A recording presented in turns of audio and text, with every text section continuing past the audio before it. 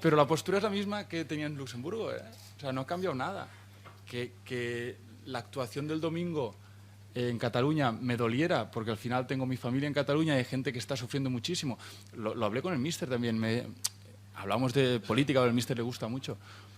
Es muy difícil transmitiros a vosotros que estáis aquí en Madrid o da igual, en Andalucía o en el País Vasco, donde sea, que entendáis lo que está pasando en Cataluña si no vais ahí, porque al final la televisión os muestra lo que quiere que veáis. Pero yo he visto algo muy distinto de lo que quizá vosotros percibáis desde aquí. Entonces, yo puedo tener una opinión distinta de lo que he visto el domingo a lo que tenéis vosotros. Entonces, sentarse y hablar y poder estar 1 hora, 2 horas, tomar un café con el míster, con Sergio, con quien sea, intentar comentarlo, es que creo que es bueno. Por eso digo que es que al final el diálogo acerca a las personas. Y ahora mismo estamos en un punto que se está radicalizando todo y que al final es como... Yo creo que España y Cataluña es como el hijo que tiene 18 años y que se quiere ir de casa.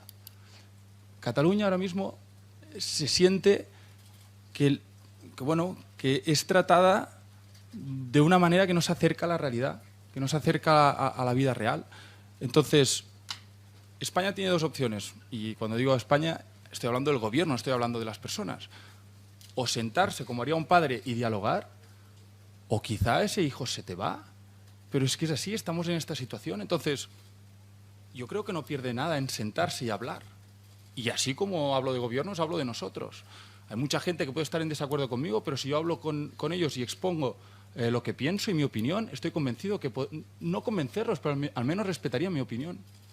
Y eso es de lo que se trata.